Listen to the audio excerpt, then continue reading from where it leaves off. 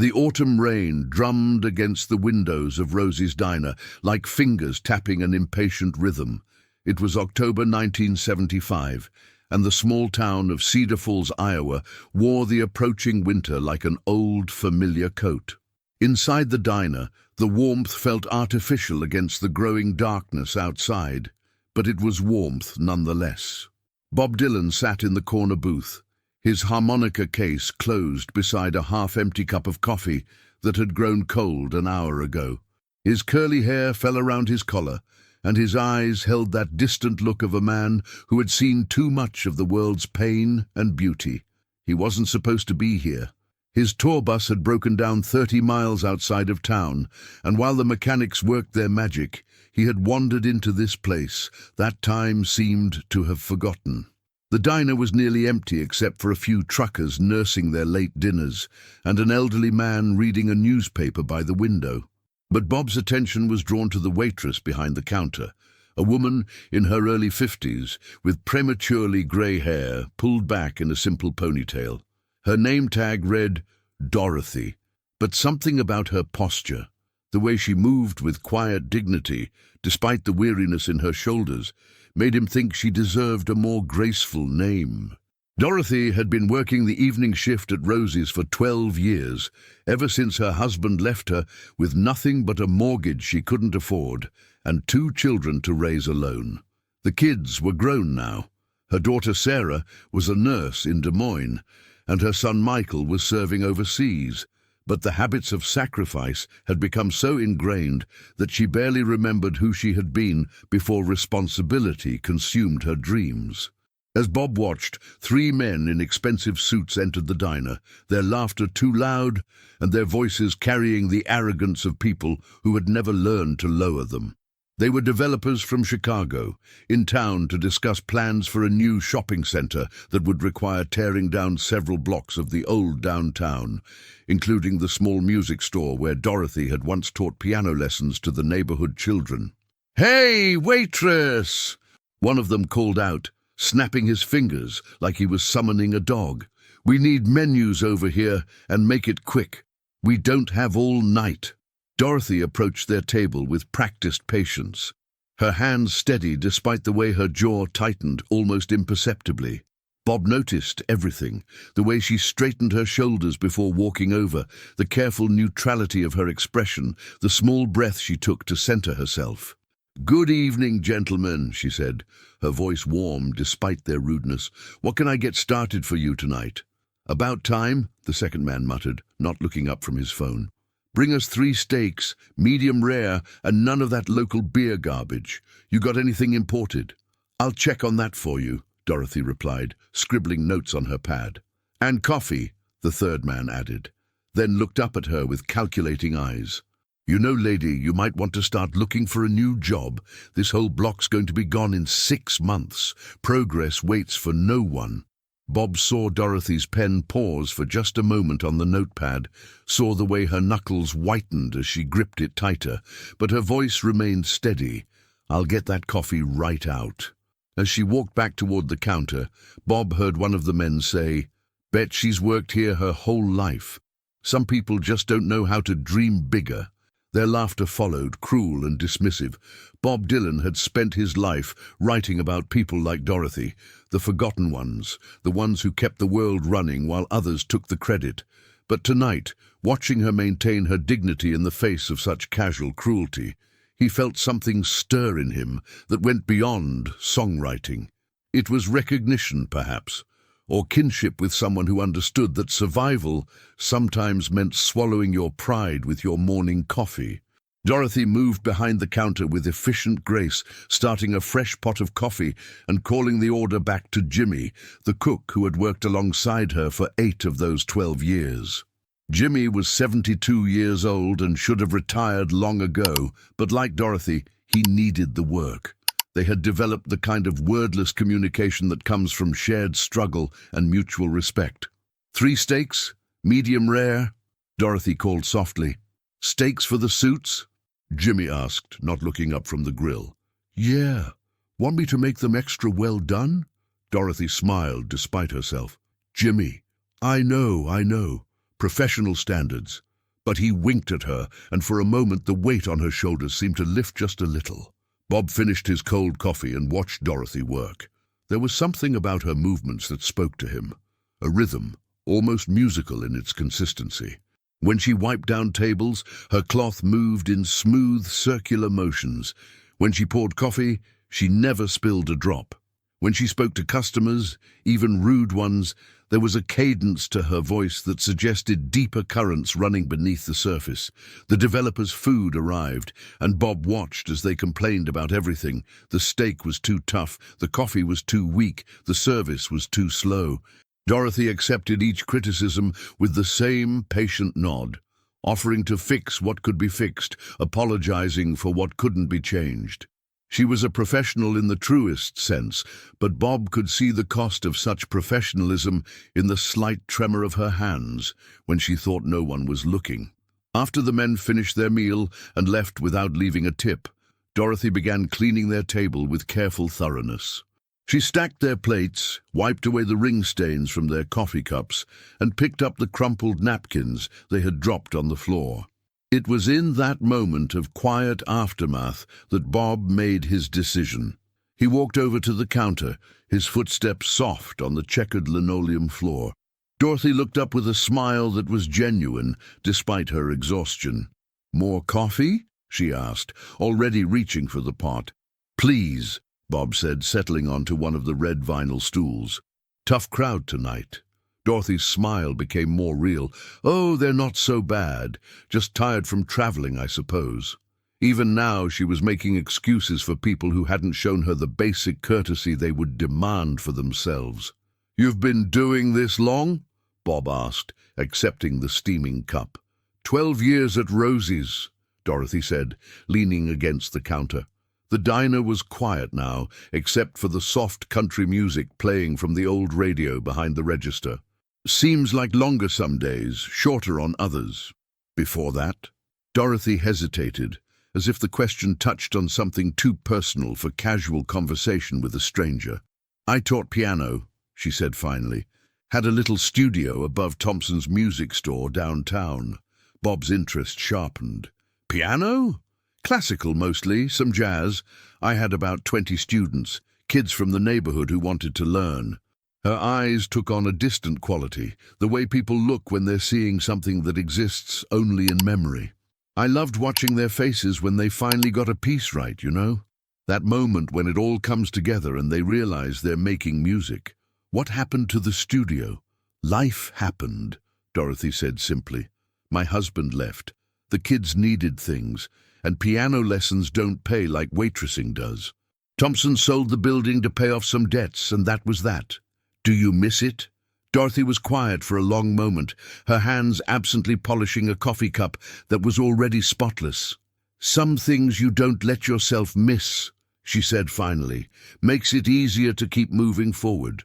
Bob understood that kind of discipline, the way you could train yourself not to look back at the roads you didn't take.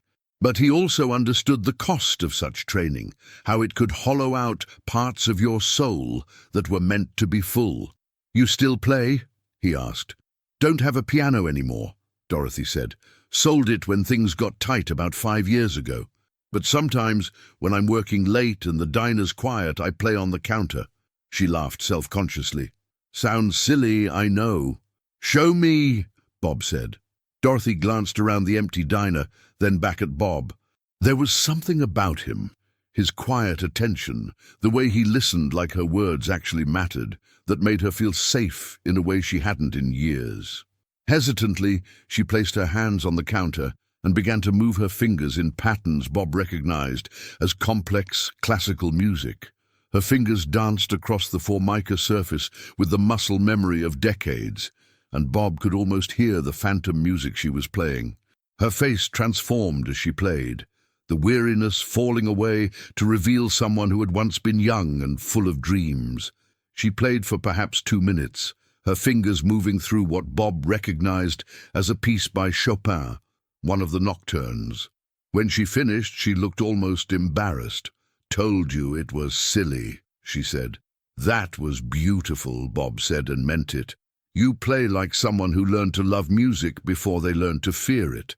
Dorothy looked at him more closely then, perhaps hearing something in his voice that suggested he understood both the loving and the fearing. "You're a musician." "I try to be," Bob said. "Some days I feel like I remember how. Others, not so much." "What do you play?" "Guitar, mostly. Harmonica. I write songs." "What kind of songs?" Bob considered the question. "How do you explain a lifetime of trying to capture the voice of the forgotten, the dignity of the dismissed, the beauty hidden in places most people never think to look?" "Songs about people like you," he said simply. Dorothy laughed, but not unkindly.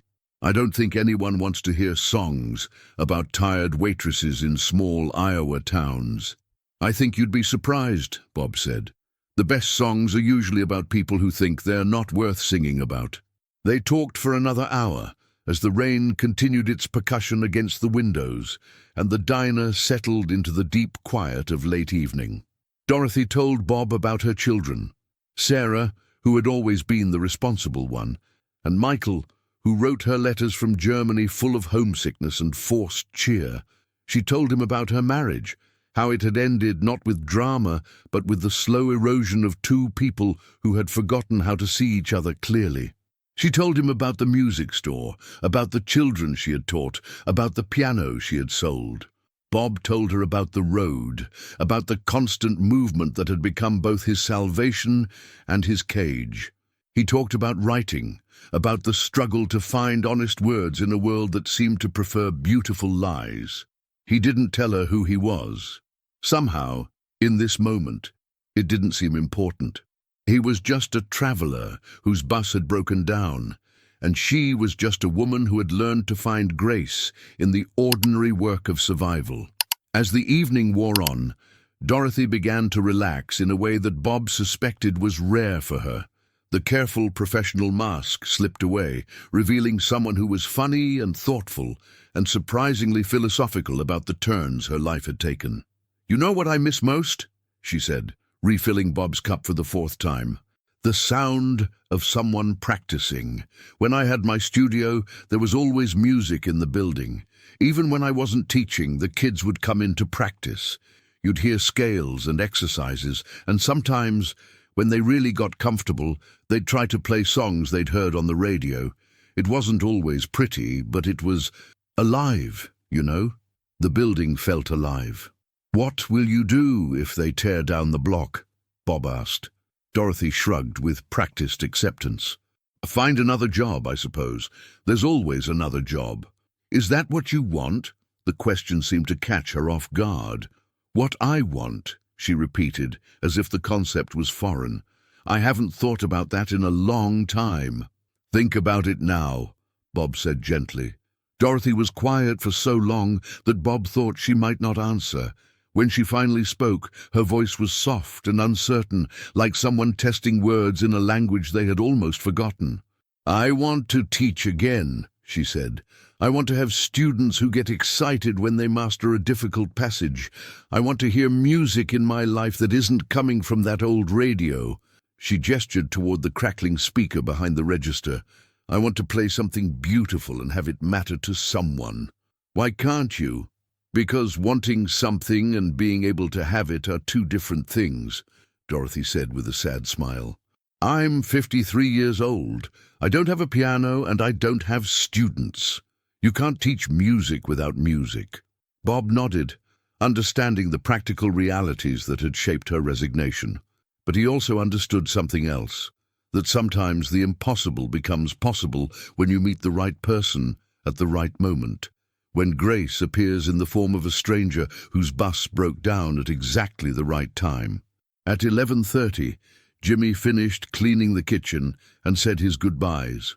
Dorothy began her closing routine, wiping down tables, counting the register, setting up for the breakfast shift. Bob helped without being asked, stacking chairs and refilling salt shakers with the easy familiarity of someone who had worked plenty of late-night jobs himself. "You don't have to do that," Dorothy said, but she seemed grateful for the help. "I don't mind," Bob said. "It's nice to have something to do with my hands." As they worked together in comfortable silence, Bob found himself thinking about the songs he had written over the years, the stories he had tried to tell about people who deserved to have their stories told. But he realized that knowing about someone's struggles was different from witnessing their grace in the face of those struggles. Dorothy moved through her closing routine with a quiet dignity that no song could quite capture, a strength that was all the more impressive because it was so unassuming.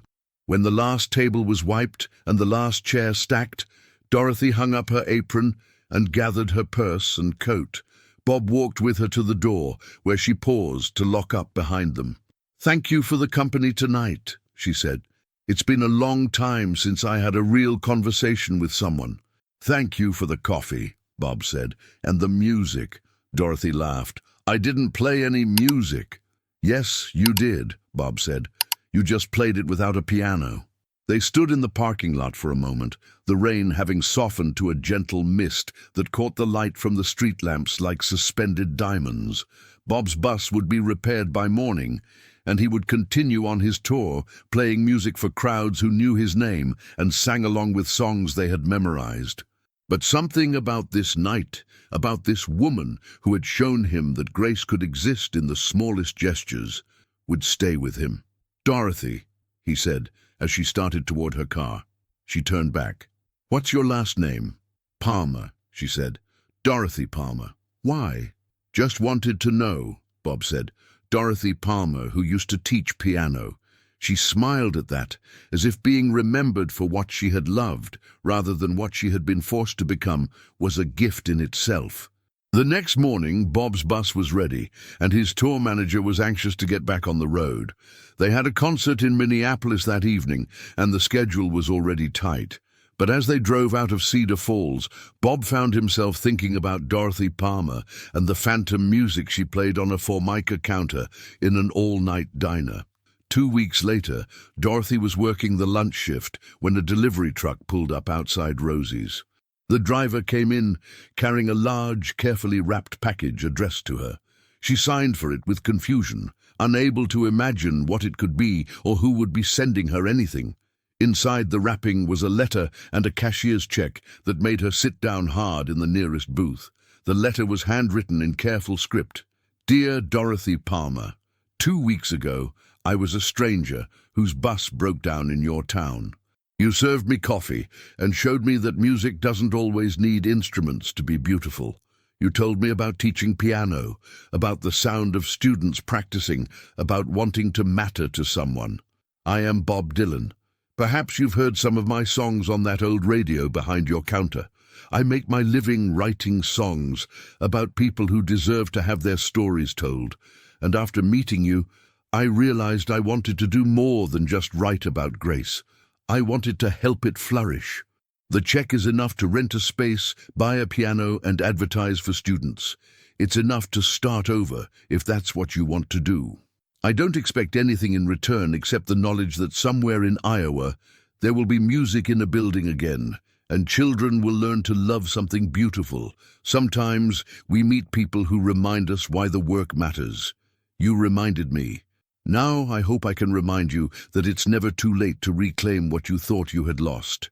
The person you help may change your life, but sometimes the person who helps you has already been changed by simply knowing you exist. With respect and admiration, Bob Dylan P.S. I wrote a song about a waitress in Iowa who plays piano on the counter when she thinks nobody's listening. It's called The Music in Her Hands, and I'll be recording it next month.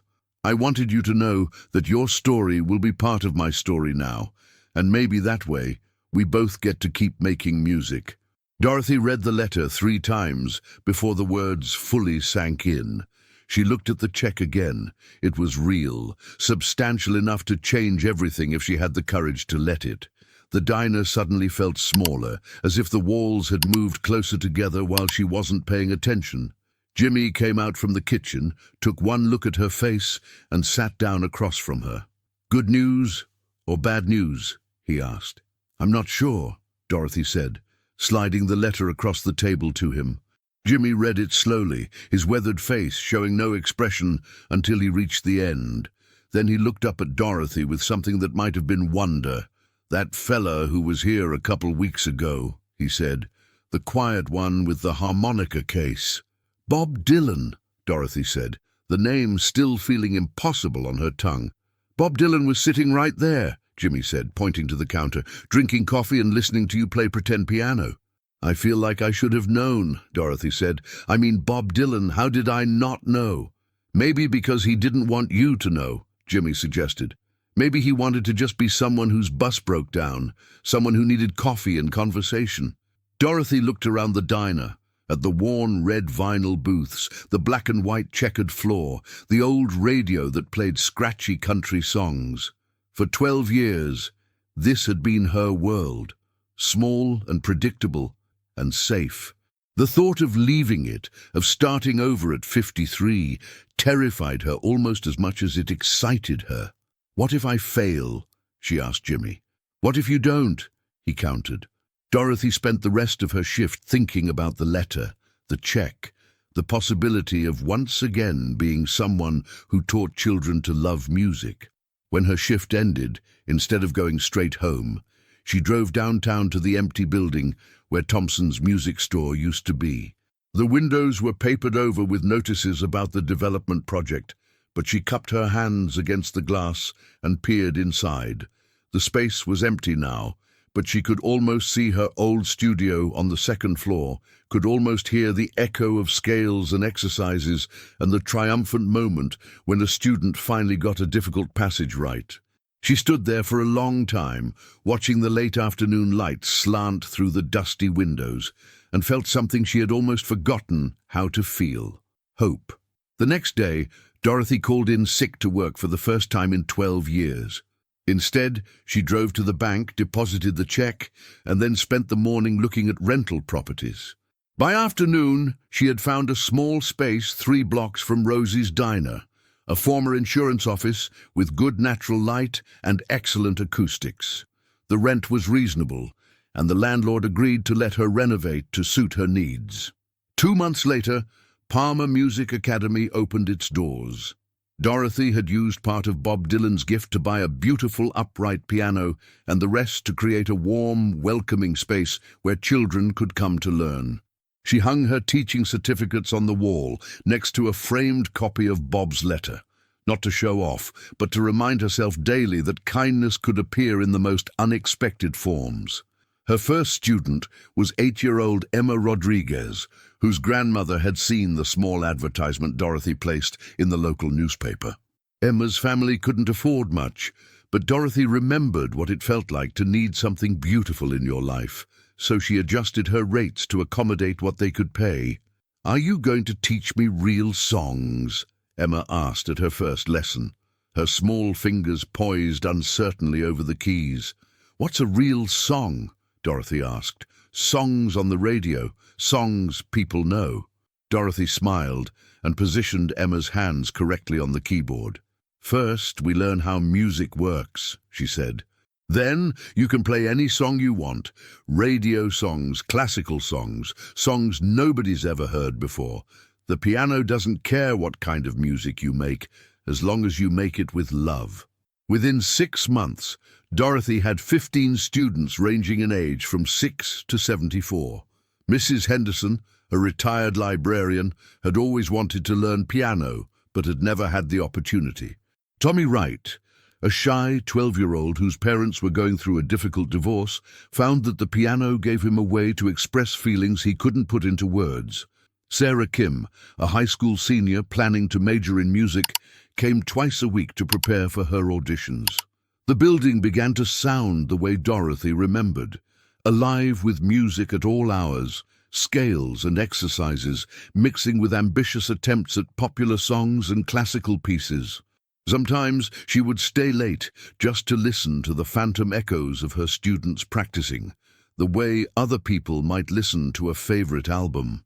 One evening in late spring, as Dorothy was closing up the studio, she noticed a familiar figure standing across the street. Bob Dylan leaned against a streetlight, his hands in his pockets, watching the building where warm light spilled from the windows and the sound of piano music drifted out into the evening air. Dorothy walked outside and crossed the street to where he stood. "The mystery man returns," she said. Bob smiled. "I was passing through town. Thought I'd see how the music was coming along." "Want to come up and hear some real piano playing?" Dorothy asked. They climbed the stairs to her studio, where Dorothy's evening student, 16-year-old Marcus, was working through a complex jazz piece. He played with the kind of focused intensity that reminded Dorothy why she loved teaching, the way young musicians threw themselves completely into the challenge of making something beautiful. "He's good," Bob said quietly. "He's got real talent," Dorothy agreed. "His dream is to play in New York someday." "Will he make it?" Dorothy considered the question. "I think Marcus will make it wherever he decides he wants to go. He's got that kind of determination." They listened in comfortable silence as Marcus finished his piece and began working on scales, his fingers moving with increasing confidence across the keys. When he finished his practice session and left for the evening, Dorothy and Bob remained in the studio, surrounded by the lingering presence of music. "I have something for you," Bob said, reaching into his jacket pocket. He pulled out a small cassette tape. "It's rough, just a demo, but I thought you might like to hear it." Dorothy took the tape and looked at the handwritten label, "The Music in Her Hands, for Dorothy Palmer." "You really wrote a song about me?" "About all of us," Bob said. "About people who keep making music even when they don't have instruments. About the grace that exists in ordinary moments. About the way kindness can change everything." Dorothy put the tape into her small cassette player and pressed play. Bob's voice filled the studio, accompanied by simple guitar and harmonica. "She plays piano on the counter when the diner's closing down. Her fingers dance on formica like she's touching sacred ground. The music in her hands remembers what her heart used to know, before the dreams got practical and the children had to grow. But sometimes late at evening when the coffee's getting cold, she plays the songs of younger days, the stories never told. And in her phantom music, there's a truth worth holding tight, that grace can bloom in anywhere, if you just turn on the light."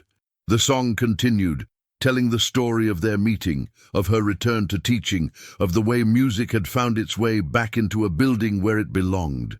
But more than that, it was a song about the connections between people, the way strangers could become guardian angels, the way a single act of recognition could transform two lives. When the song ended, Dorothy sat quietly for a moment, overwhelmed by hearing her story transformed into something that could touch other people's hearts. "It's beautiful," she said finally. "It's true," Bob replied. "That's what makes it beautiful." Dorothy walked to her piano and sat down at the bench. "I'd like to play something for you," she said. "A real piano this time." She began to play a piece she had been working on, a composition of her own that she had started writing after opening the studio. It was simple but emotionally rich, incorporating elements of classical training with the kind of heartfelt expression that comes from lived experience. As she played, Bob recognized something he had heard that first night in the diner. The sound of someone who understood that music wasn't about showing off, but about creating moments of connection and beauty. When she finished, Bob was quiet for a long moment. "That was yours?" he asked. "I've been composing again," Dorothy said. "Small pieces mostly, things my students can learn when they're ready for something more challenging than Mary Had a Little Lamb." "You should record some of them," Bob said. "I know people who would be interested in that kind of music." Dorothy laughed. "Bob, you've done enough, more than enough. I don't need to be famous, I just need to be useful." "Sometimes being useful is the most famous thing you can be," Bob said. They talked until well past midnight, sharing stories about music and teaching and the strange ways life could surprise you when you least expected it. Bob told Dorothy about his tours, about the thousands of people who sang along with his songs, about the responsibility he felt to keep writing about truth even when truth was complicated and uncomfortable. Dorothy told Bob about her students, about the joy of watching someone discover they could create something beautiful, about the way music had given her life meaning again. As Bob prepared to leave, Dorothy walked him to the door of the studio. "Will I see you again?" she asked. "Probably not for a while," Bob said honestly. "The road doesn't bring me through Iowa very often, but I'll know you're here, making music with kids who need someone to believe in them. That's worth knowing." "Thank you," Dorothy said, "for everything, for seeing something in me that I had forgotten was there." "Thank you for reminding me why the work matters," Bob replied. "Sometimes we get so caught up in the performance that we forget about the music." 2 years later, Dorothy received a package with no return address. Inside was a vinyl record, Bob Dylan's latest album. On the back cover, in the credits, she found her name listed as inspiration for The Music in Her Hands, which had become the title track. Tucked inside the album jacket was a brief note. "Dorothy, the song reached number 12 on the charts. People all over the world are humming music that started with you playing piano on a diner counter. Thought you should know that your music is traveling farther than you ever imagined. B." Dorothy played the album that evening after her last student left. The Music in Her Hands had been expanded and professionally arranged, with backup vocals and strings, but at its heart, it was still the simple story of their meeting, of kindness recognized and grace rewarded. As she listened, she thought about Emma Rodriguez, now 10 years old and playing Mozart sonatas. She thought about Marcus, who had just received a scholarship to study at Berklee College of Music. She thought about Mrs. Henderson, who at 78 had finally learned to play for Elise and cried with joy the day she got through it without mistakes. Most of all, she thought about the chain of kindness that had started with a broken-down tour bus and a stranger who saw music in her hands when she had no piano to play.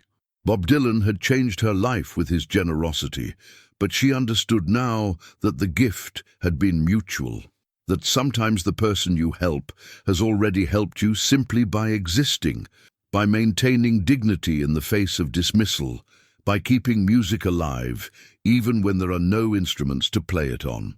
Palmer Music Academy thrived. Dorothy's reputation as a patient, gifted teacher spread throughout the region, and she found herself with a waiting list of students. She never raised her prices to exclude families who couldn't afford much, remembering always that music should be available to anyone who needed beauty in their lives. She kept in touch with Bob Dylan through occasional letters and rare visits. He sent her recordings of new songs before they were released, and she sent him photos of her students at their recitals, evidence that his investment in her had multiplied into something larger than either of them could have imagined alone. On the 5th anniversary of opening her studio, Dorothy organized a special recital featuring all of her students, from the youngest beginners to her most advanced pupils. The event was held in the high school auditorium, and the audience was filled with parents, grandparents, siblings, and neighbors who had come to celebrate the music that had returned to their community. Marcus Wright, now 21 and home from college for the summer, opened the recital with a jazz composition he had written in Dorothy's honor. Emma Rodriguez, 15 and preparing for her own college auditions, played a Chopin nocturne, the same piece Dorothy had played on the diner counter that first night she met Bob Dylan. Mrs. Henderson, now 81 and still taking lessons, closed the first half with a spirited rendition of When the Saints Go Marching In that had the entire audience clapping along. During intermission, Dorothy stood at the side of the stage, watching her students and their families share refreshments and conversation. The nervous energy before performances had given way to the warm glow that comes after music has been shared successfully, and she felt a deep satisfaction in knowing that she had helped create this moment. "Quite a turnout," said a familiar voice behind her. Dorothy turned to find Bob Dylan standing in the shadows backstage, having somehow slipped in without being noticed. "Bob," she said, genuinely surprised, "I had no idea you were in town." "I wouldn't miss this," he said. 5 years of music lessons grown from seeds planted in a diner at midnight? That's worth celebrating. How did you even know about the recital? Bob smiled. Marcus sent me an invitation. Figured I might want to see what had grown from that night we met. Dorothy felt tears prick at her eyes. The idea that her former student had thought to include Bob in this celebration, that the connections formed in her studio had created a network of caring that extended far beyond the walls of her building, moved her more than she could express. The second half of the recital featured group performances, students playing duets and small ensemble pieces that Dorothy had arranged specifically for the evening. The final number was a piece she had composed called The Gift of Music, performed by all 32 of her students together. As their voices and instruments blended in harmony, Dorothy thought about the mysterious mathematics of kindness, the way a single act of generosity could multiply exponentially when it found the right soil in which to grow. After the recital ended and the last student had been congratulated and sent home with proud parents, Dorothy and Bob walked slowly through the empty auditorium, their footsteps echoing in the sudden quiet. "You know what I realized tonight," Dorothy said. "That bus breaking down 5 years ago, it wasn't really an accident, was it?" Bob considered this. Maybe not. Sometimes we end up exactly where we need to be, even when we don't know that's where we're heading. Do you think it was meant to happen? Our meeting, I mean. I think grace works in mysterious ways, Bob said. And I think some people are put in our path to remind us who we're supposed to be. They walked outside into the warm spring evening, where the stars were just beginning to appear in the darkening sky. Dorothy's car was parked under a streetlight, and as they approached it, she turned to face Bob one more time. "I never properly thanked you," she said. "Not just for the money, though that changed everything, but for seeing me, for recognizing that I was more than just a waitress in a diner." "You were never just a waitress," Bob said. "You were a musician who happened to be working as a waitress. There's a difference." "How did you know?" "Because I've been a lot of things that weren't musician," Bob said. "And I know what it looks like when someone's living smaller than they were meant to live." Dorothy nodded, understanding that he was talking about more than just career choices. He was talking about the ways people learned to diminish themselves, to accept less than they deserved, to forget their own worth in the face of practical necessities and other people's casual dismissal. "What happens now?" she asked. "Now you keep teaching," Bob said. "Keep making musicians out of kids who might not otherwise discover they have music in them. Keep being proof that it's never too late to reclaim what you thought you'd lost." "And you?" "I keep writing songs," Bob said. "Keep trying to capture the moments when grace breaks through the ordinary world and reminds us what we're capable of." They said goodbye in the parking lot with a handshake that felt like a promise that they would continue the work they had started together, even when their paths didn't cross. Dorothy would continue teaching, nurturing musical dreams in her small Iowa town. Bob would continue traveling, writing songs that gave voice to the voiceless and dignity to the dismissed. As Dorothy drove home that night, she thought about the journey that had brought her to this moment. 5 years ago, she had been a woman who played phantom piano on a diner counter, who had given up on dreams in favor of survival, who believed her best years were behind her. Tonight, she was a teacher whose students had just performed beautifully for an audience of people who loved them, whose influence had spread far beyond what she could have imagined, whose life had meaning that extended well beyond her own needs. The transformation hadn't been dramatic or sudden. It had been gradual, built day by day through the patient work of teaching, through the accumulation of small victories and quiet moments of connection. Each student who learned to read music, each child who discovered they could create something beautiful, each parent who saw their son or daughter bloom with confidence, all of it had contributed to Dorothy's own renaissance, her return to the person she had been meant to be all along. Years passed, and the Palmer Music Academy became an institution in Cedar Falls. Dorothy's students went on to study music in college, to join bands, to become teachers themselves. Some stayed in town and raised families, bringing their own children to Dorothy for lessons, creating a multi-generational legacy of musical education. Others left for bigger cities and broader stages, carrying with them the foundation of patience and love that Dorothy had built into their understanding of music. Marcus Wright became a successful jazz pianist in Chicago, playing in clubs and recording albums that critics praised for their emotional depth and technical skill. He never forgot to credit his first teacher, and he returned to Cedar Falls every Christmas to perform a benefit concert for the Music Academy, raising money to provide instruments for students who couldn't afford them. Emma Rodriguez earned a doctorate in music education and became a high school band director in Minneapolis. She modeled her teaching philosophy on what she had learned from Dorothy, that music was not about perfection, but about expression, not about competition, but about connection. Her bands consistently won state competitions, but more importantly, her students learned to love music as a lifelong companion rather than a temporary achievement. Mrs. Henderson, now in her 80s, continued taking lessons until she was 86 years old. When she finally decided she was too old to keep learning new pieces, Dorothy suggested she might enjoy teaching the youngest beginners their first simple songs. Mrs. Henderson became Dorothy's volunteer assistant, working with 4- and 5-year-olds who were just discovering that they could make sounds on a piano keyboard. Her gentle patience and grandmotherly warmth made her beloved by the children and their parents alike. The building that housed Palmer Music Academy became a landmark in the downtown area, saved from development by a grassroots campaign led by Dorothy's former students and their families. When the City Council debated whether to approve the shopping center project that would have demolished the historic district, the chambers were packed with people whose lives had been touched by the music that flowed from Dorothy's studio. Marcus Wright flew in from Chicago to speak at the hearing.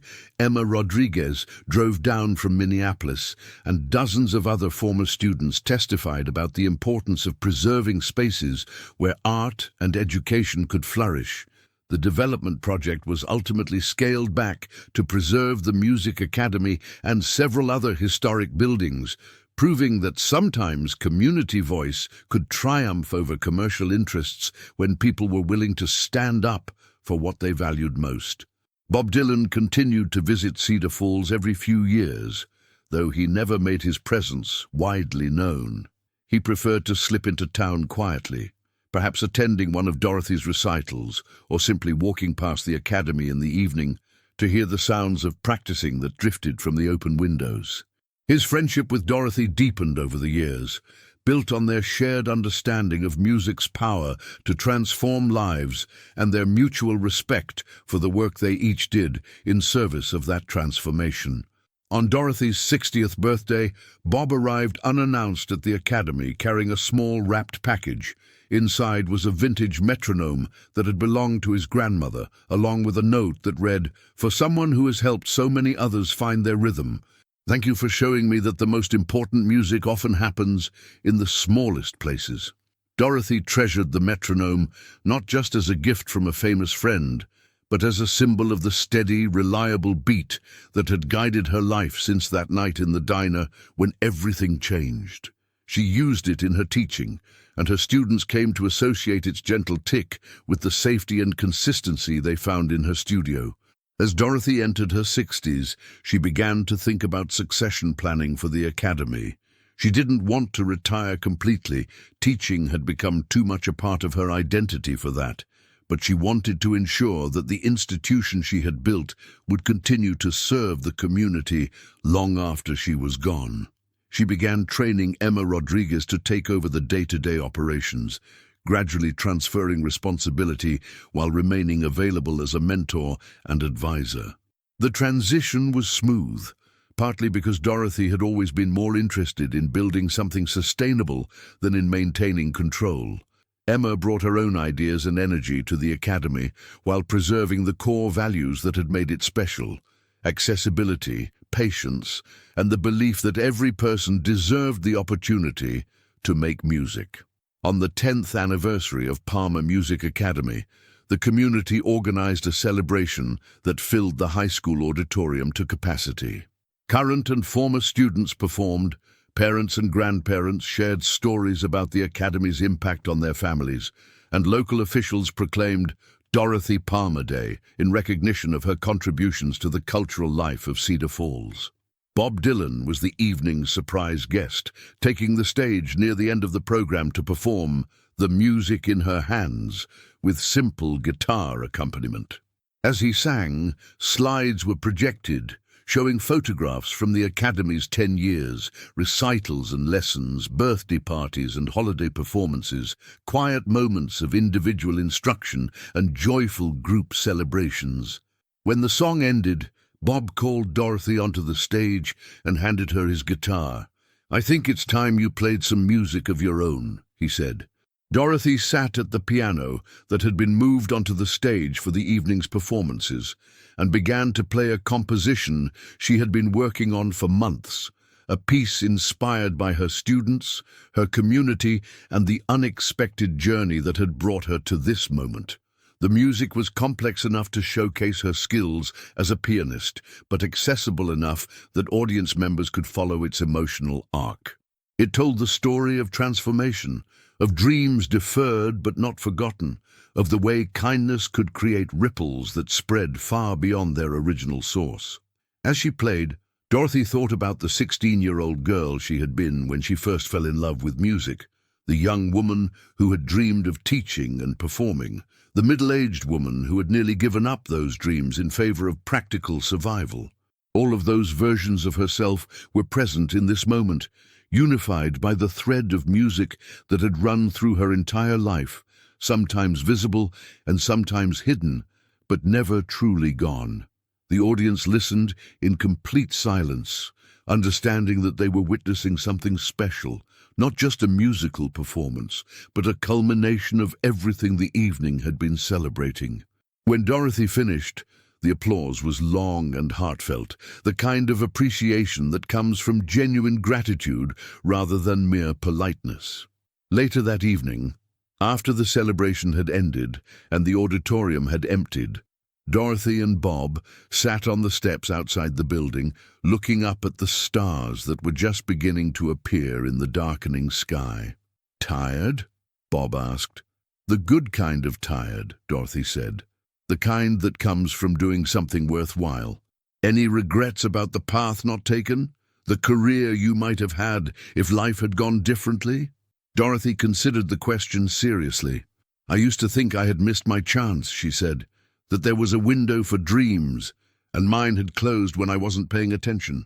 But I realize now that there are different kinds of success, different ways to matter.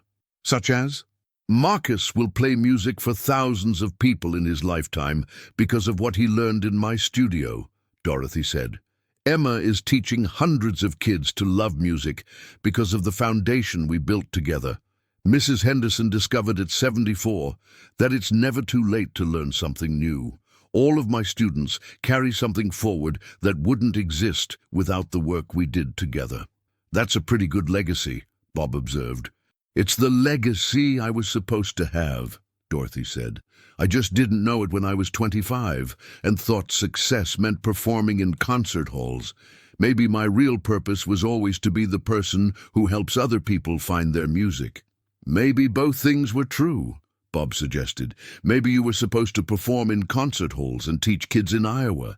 Maybe you were supposed to be a waitress who played phantom piano and a woman who saved music programs from developers. Maybe life isn't about choosing one thing, but about being open to all the things." Dorothy smiled at that. "Spoken like someone who's been a folk singer and a rock star and a country musician and a born-again Christian and whatever else you've been over the years." "I contain multitudes," Bob said, quoting Whitman with a grin. "We all do," Dorothy agreed. "The trick is figuring out how to let all those multitudes find expression." As they sat in comfortable silence, Dorothy reflected on the strange mathematics of her life, how a tour bus breaking down at exactly the right moment had led to a conversation that had led to a transformation that had affected dozens of lives in ways both large and small. She thought about the ripple effects of kindness, how Bob's generosity had created waves that were still spreading outward 10 years later, touching lives neither of them would ever know about. "Do you ever wonder what would have happened if your bus hadn't broken down that night?" she asked. "Not really," Bob said. "I've learned not to spend much time thinking about alternate histories. This is the history we got, and it turned out pretty well." "Pretty well," Dorothy agreed.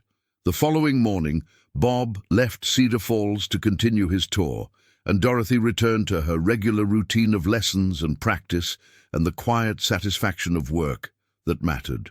But something had shifted during the anniversary celebration, a recognition that the small corner of the world she had claimed and cultivated was significant in ways she had never fully appreciated.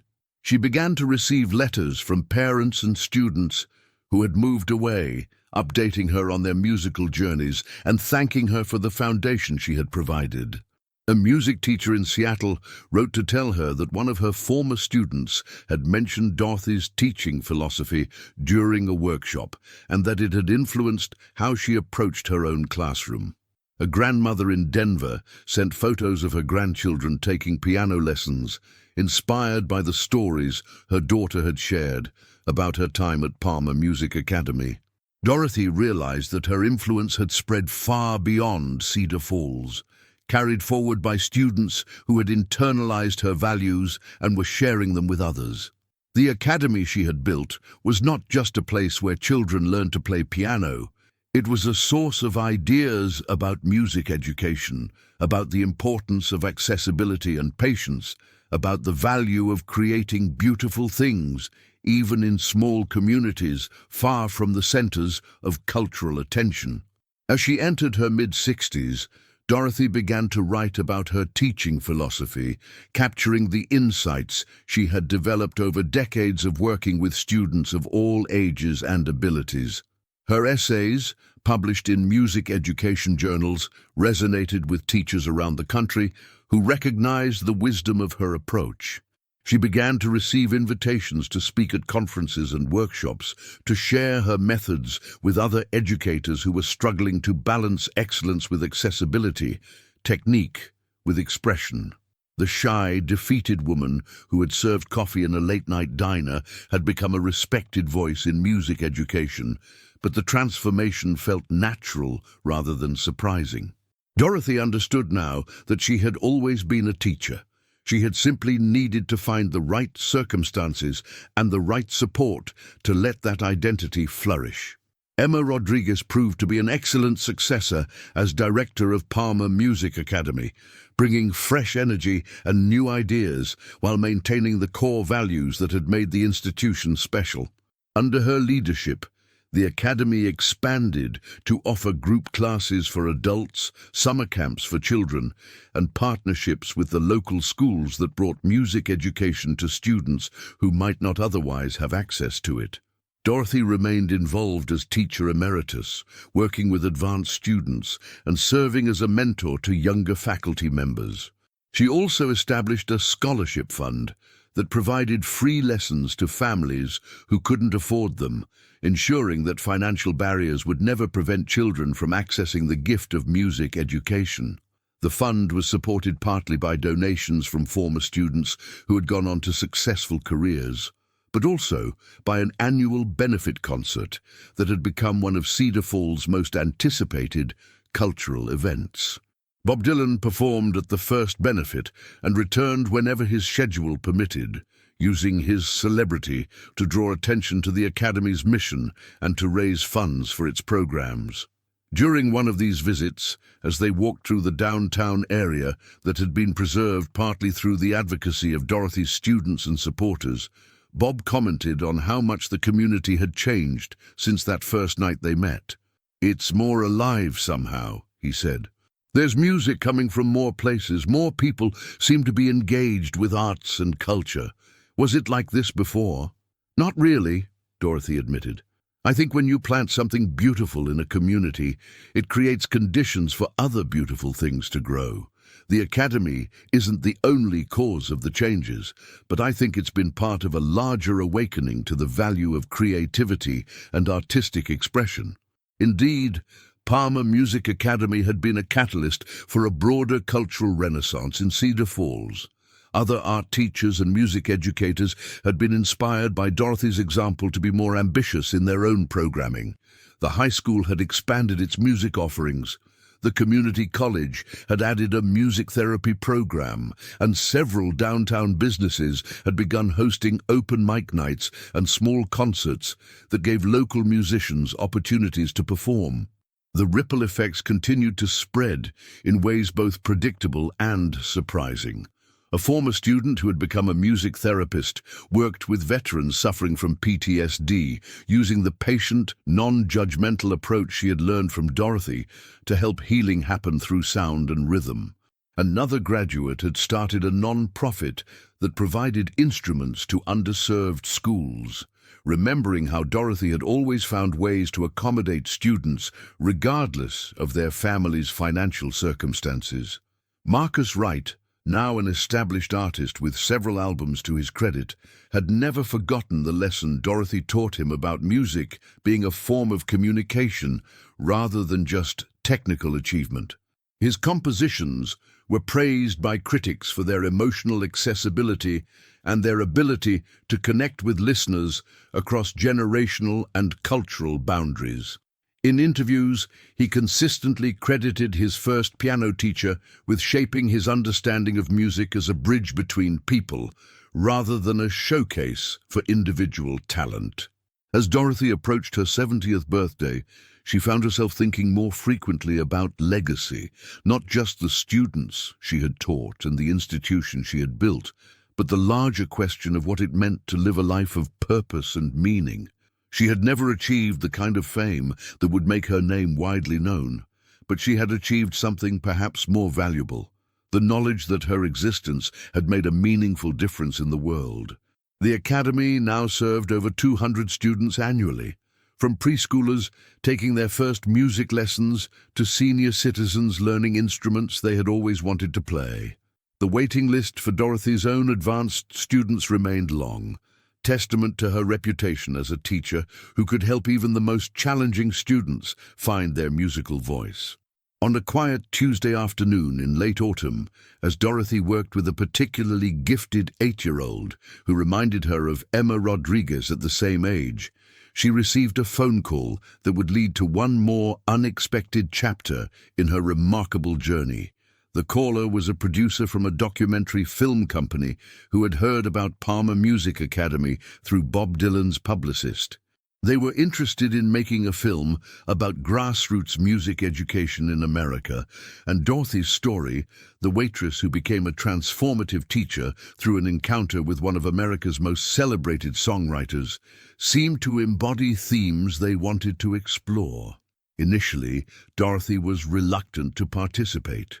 She had never sought publicity and was uncomfortable with the idea of being the center of attention in a way that might overshadow the real work of teaching.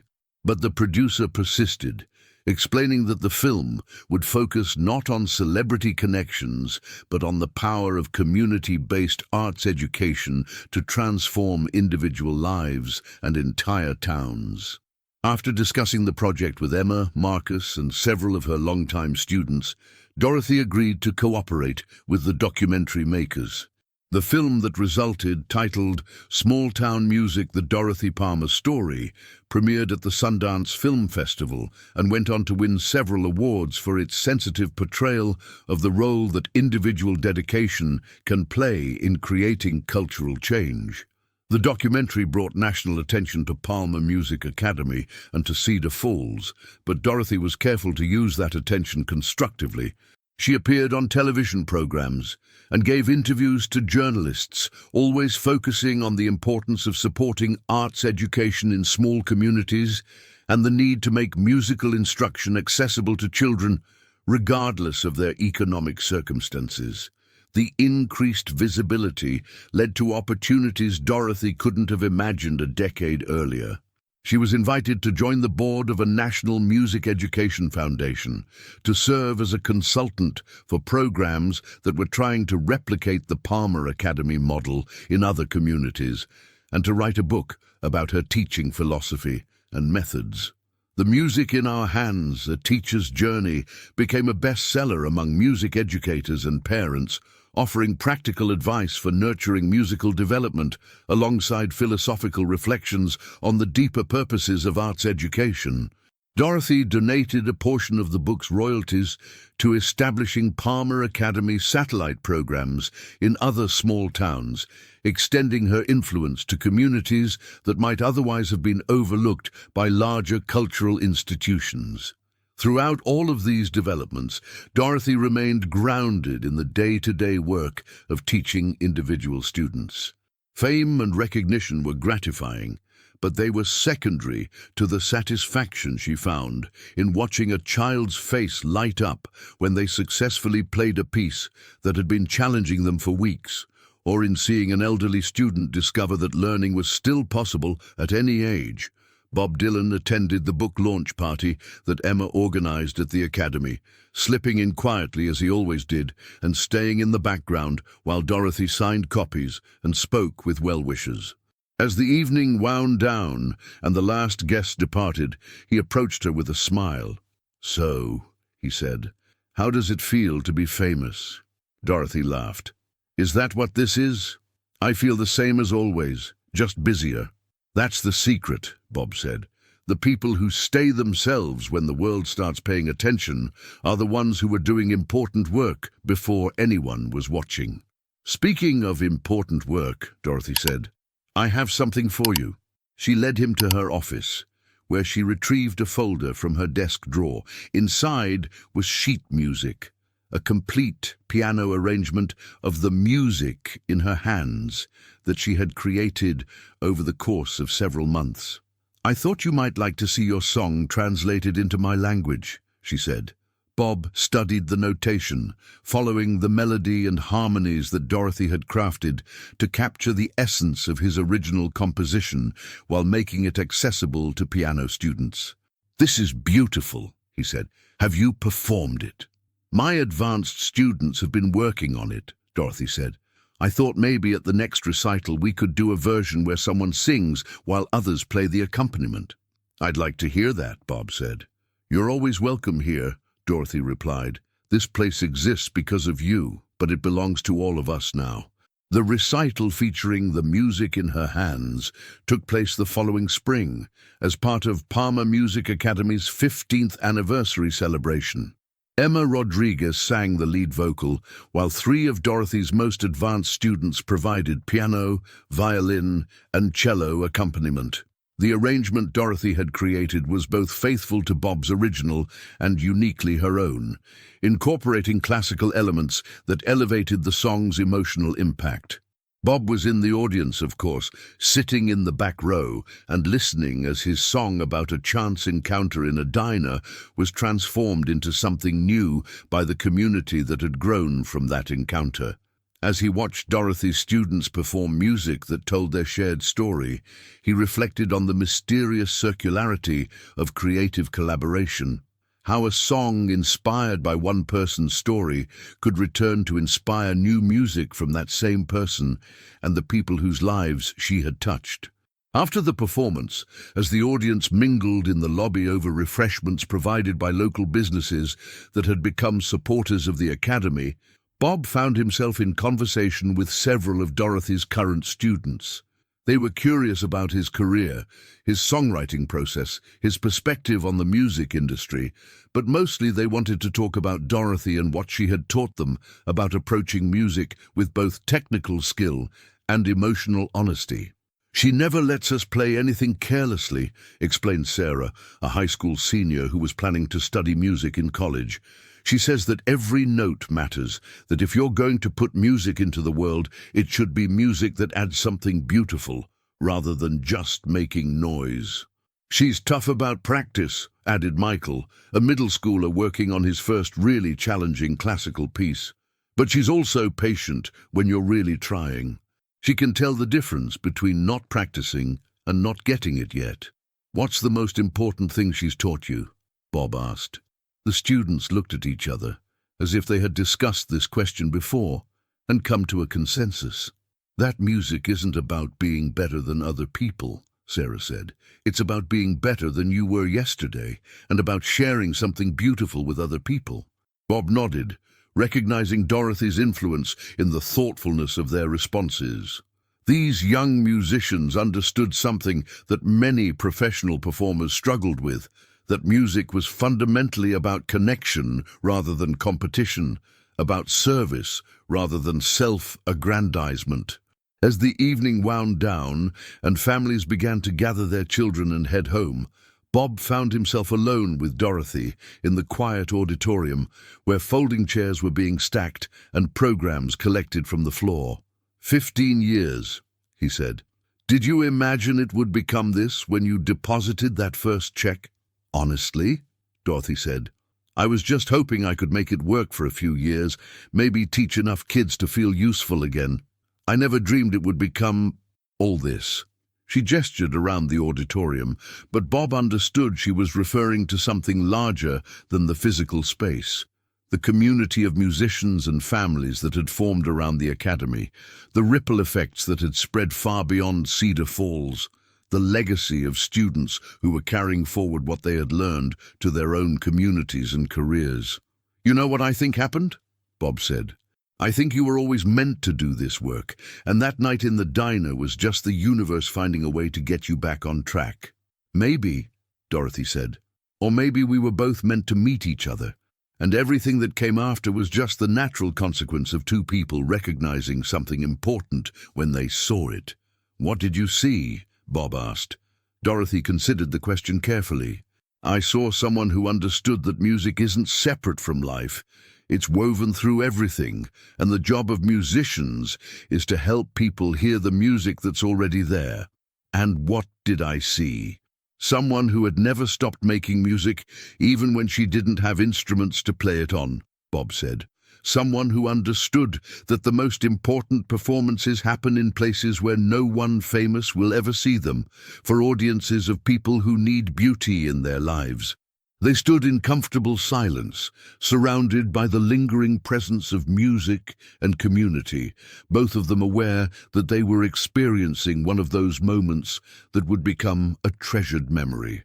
The journey that had begun with a broken-down tour bus and a late-night conversation over coffee had led them to this, a thriving institution that was changing lives.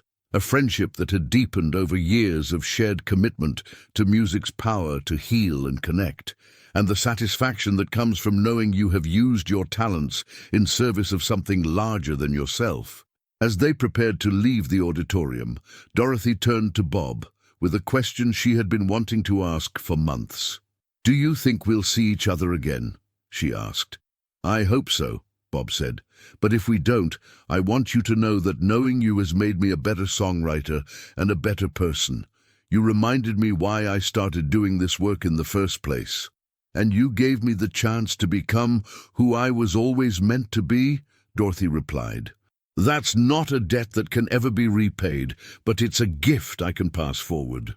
They embraced briefly, the kind of hug between friends who understand that their paths may not cross again for a long time, but whose connection will endure regardless of distance or time. As Bob walked out into the spring night and Dorothy locked up the auditorium, both of them carried forward the warmth of their shared history and the knowledge that they had participated in something meaningful and lasting. Dorothy Palmer continued teaching for another 10 years, gradually reducing her schedule as her students became teachers themselves and spread her methods to new communities. She lived to see Palmer Music Academy celebrate its 25th anniversary, to witness Marcus Wright's Grammy nomination, to attend Emma Rodriguez's wedding to a fellow music educator, and to hold the children of students she had taught decades earlier. When Dorothy passed away peacefully at age 83, her memorial service was held in the high school auditorium, the same space where she had celebrated so many musical milestones over the years. Students and former students came from across the country to pay their respects, sharing stories about her influence on their lives and performing pieces she had taught them or compositions she had written. Bob Dylan, now in his 80s himself, served as one of the speakers at the memorial service. His remarks were brief but heartfelt, focusing on Dorothy's gift for seeing potential where others saw only limitation, for nurturing growth without demanding recognition, for creating beauty in places where it was most needed. Dorothy Palmer understood something that many people spend their whole lives trying to learn, he said, that the most important music is not the music that makes you famous. It's the music that makes someone else's life more beautiful. She spent 40 years proving that one person in one small town, armed with nothing but talent and compassion and an unshakable belief in the value of what she was doing, could change the world one student at a time. The service concluded with a performance of The Music in Her Hands, sung by a choir composed of Dorothy's former students and accompanied by current students from the Academy. As the voices blended in harmony, filling the auditorium with music that had been born from a chance encounter decades earlier, everyone present understood that they were witnessing not an ending, but a continuation. That Dorothy's influence would live on in the students she had taught, the teachers she had inspired, and the community she had helped to create. After the service, as people gathered to share memories and comfort each other, Bob found himself in conversation with a young woman who introduced herself as one of Dorothy's newest students. "I only studied with her for 6 months before she got too sick to teach," the woman said. "But in that time, she changed how I think about music completely. She taught me that it's not about being perfect. It's about being present, about bringing your whole self to every note you play." "That sounds like Dorothy," Bob said. "She used to tell us about the night she met you," the young woman continued, "about how you saw something in her that she had forgotten was there.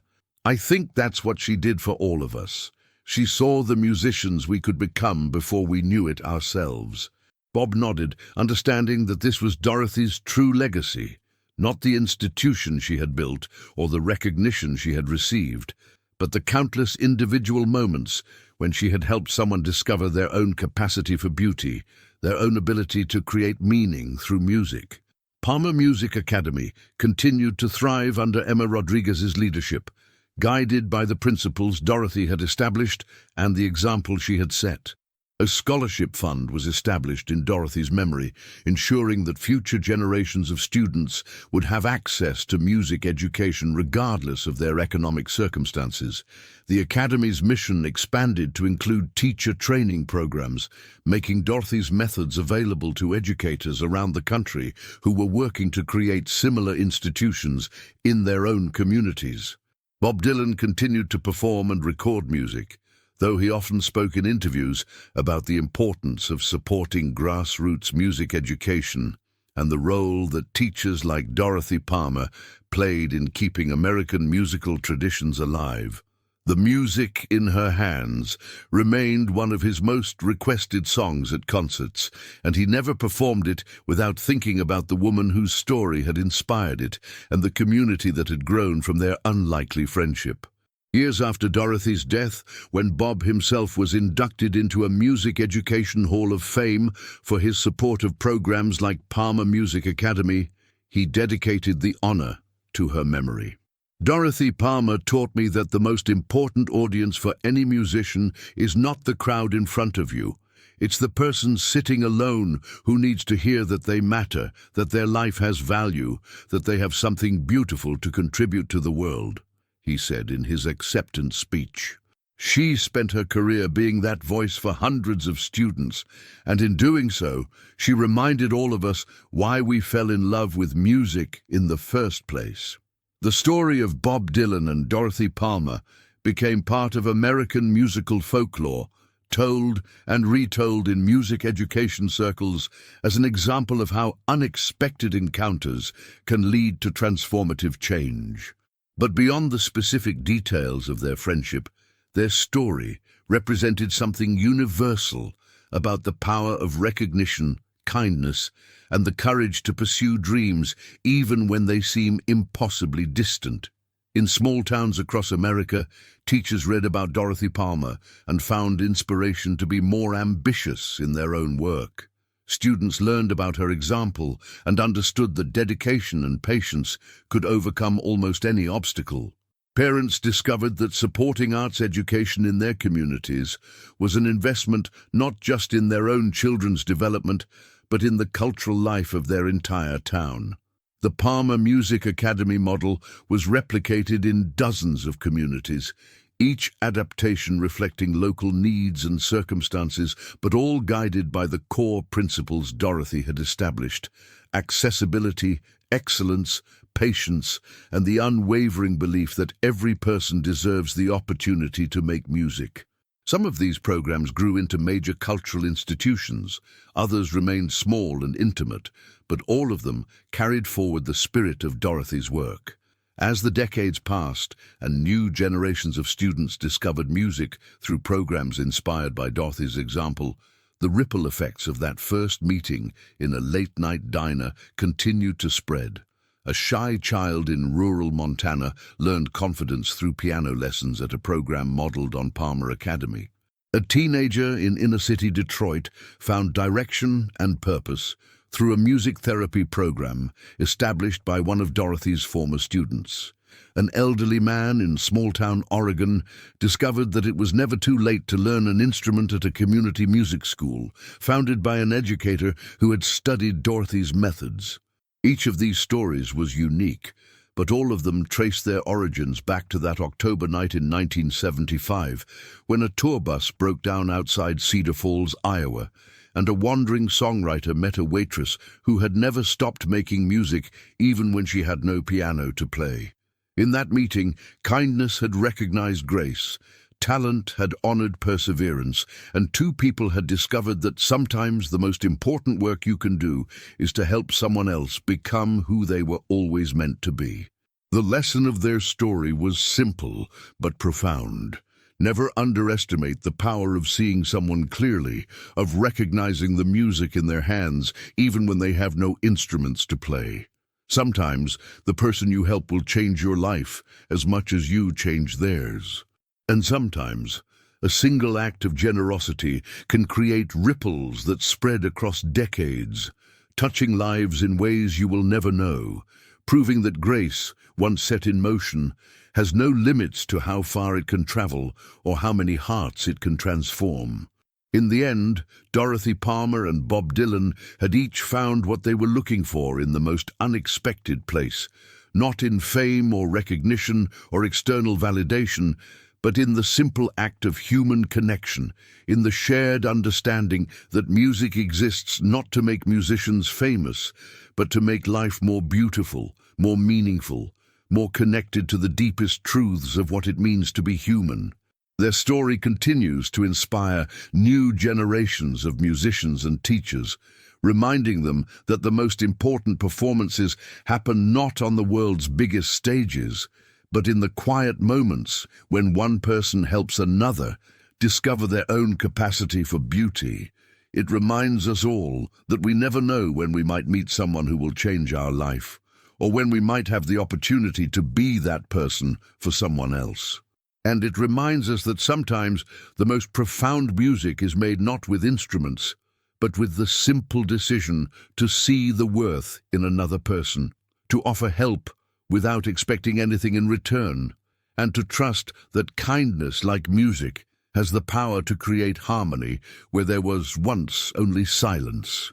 If you enjoyed this story about the transformative power of music and human kindness, please like this video, subscribe to our channel for more inspiring stories, and share your own experiences with music education in the comments below. Sometimes the most beautiful songs are the ones we create together through the simple act of caring about each other's dreams.